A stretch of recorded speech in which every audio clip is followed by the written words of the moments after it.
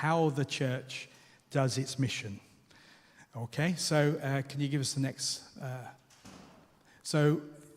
No, it's a little bit small, but this is basically what we're about, our up in out. Okay, I know I keep on going on about it. Wherever I get a chance to talk about it, I will talk about it because I think it's vital. It's our relationship with the Lord, relationship with each other, and our relationship with those ones which are in the community wherever we are on our front lines. So this is what we're about. It's loving and sharing, and growing is the outcome of that process.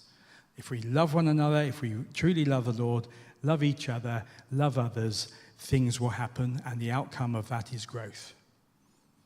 Growth from ourselves in our own hearts and our own, but also growth as in people coming into faith because they see that there is something about you which is different, not weird, but attractive.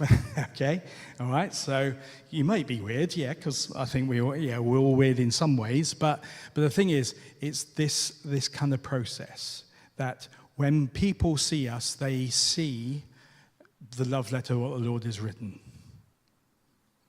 That's what we hope for. Okay. So next one. So last time I did talk about how do people start attending church.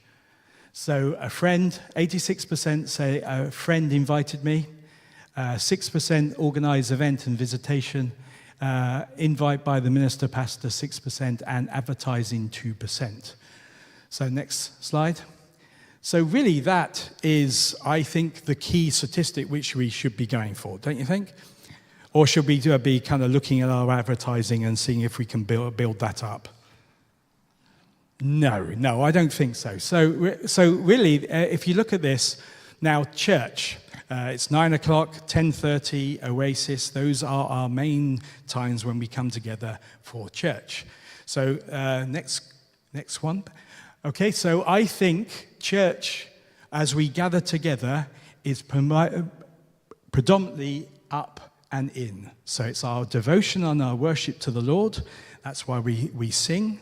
That's why we we gather together to do that. So that's our in, okay? So I think those are the two key aspects of our church, okay? The other things, like if people come to faith through church and stuff like that, that's all great. But primarily, I think church is for the church, okay? Where we get built up in our most holy faith and then we are sent out. So there's opportunities for serving, okay? So that is tea, coffee, sound. There's a whole list of stuff which goes on in the service by us all. It's not just those ones who are serving the teas and coffees and stuff. There's ministry going on in all different aspects through you as people who are the church, because it's not this building which is the church, it's you. So these are the opportunities for you, for us all, to be involved in some way or form, okay? So that's church, all right? Next one. So Church Plus, I'm calling this one, so which is life groups, okay? I still believe that life groups are church because you're gathering together, even though it's smaller groups, it's still church. Okay, life groups, and if you're not part of a life group, get it part of a life group. I think we got 19 life groups, the last count. My desire is that, I said by the end of 2025, I would like to see 25. So we got a few to catch up on, all right, okay? We've got 19 going on at the moment. So, got 6 more to kind of build towards the end of this year. That was my goal, my hope. And so I'm seeing that life groups are a vital element to our church.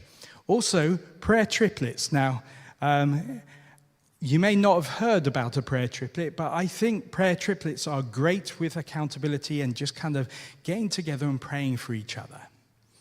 Okay, so you get a group of friends, 3, and you meet together in a coffee shop, and you just talk about life. And you pray for each other. It's great. So it's another support network there. And also, I believe in mentoring.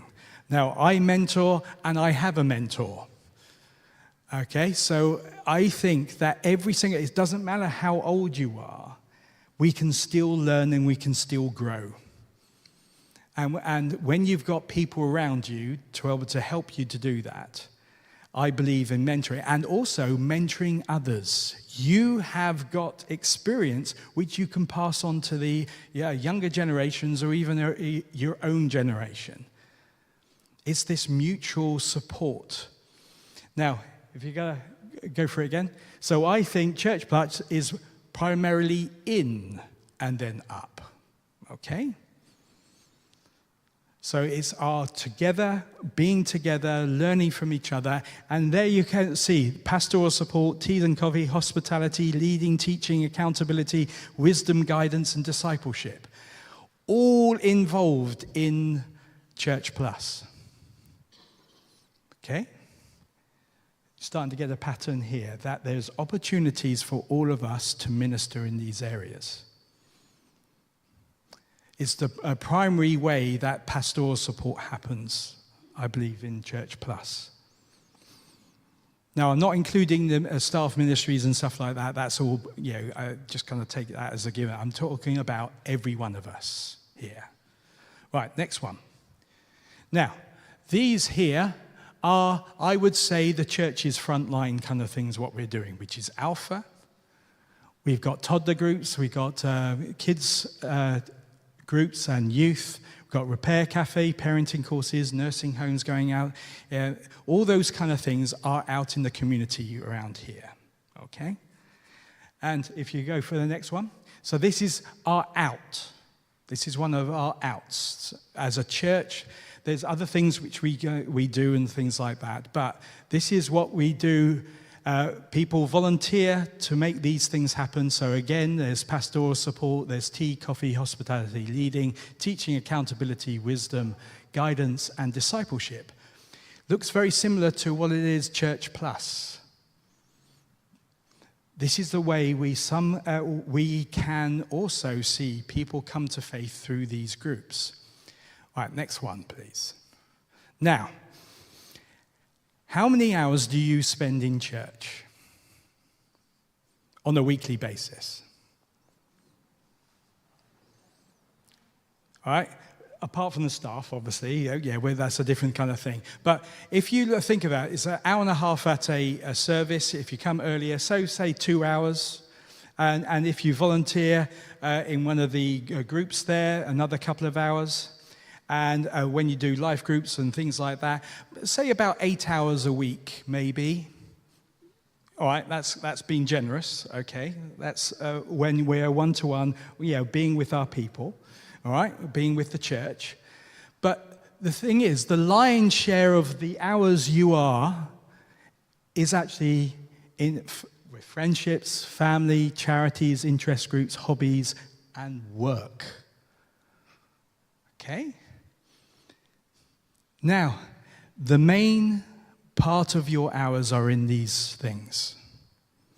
It's not so much about church, it's about where you are on your front line. So if you can...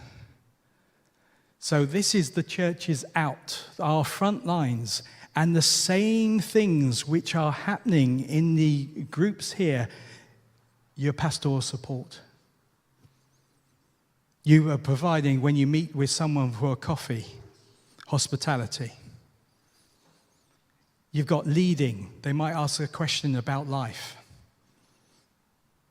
Teaching, accountability, wisdom, guidance, and discipleship. I think the main area where we all are ministering is this. It's not so much about church. Church is the support mechanism to help you to do that. But wherever you are on your front line, that is your mission. To demonstrate your up in out, your own whole life discipleship of what you're doing. The lion's share is there. And it's realizing that ministry doesn't just happen in church. Ministry happens wherever you are, because we are a priesthood of all believers. We all have a part to play in this world. to make this happen, to share our faith, to live out our faith. It's not to ram it down people's throats. It's just that if we live our up, in, out, people will notice and people will ask questions, and you just go, signpost them to Jesus. So this is reimagining the mission of what we've got. It's not about what the church does. It's not about the events which we put on. It's something more than that. So can I have the next slide? So this is, just go back one.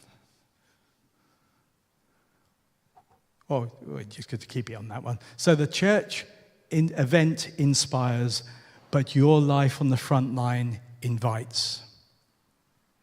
Got that? Can I have the next? So this is what happens. I think it's a cycle. If we keep on doing this, we kind of get built up in church and we go out, we are the church sent, the church scattered into the world.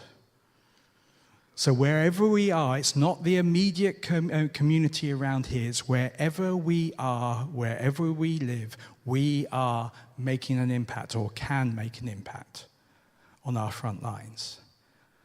So the church inspires, but it's your life on the front line that invites people to it.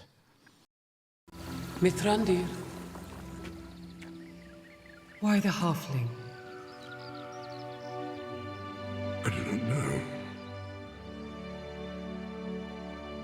Saruman believes that it is only great power that can hold evil in check.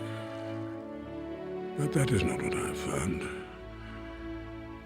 I found it is the small things, everyday deeds of ordinary folk that keeps the darkness at bay. Simple acts of kindness and love. Why Bilbo Baggins? Perhaps it is because I'm afraid. And it gives me courage. So I believe it's the little acts of kindness what makes a huge difference wherever we are on our front line. That's the real message we'll want.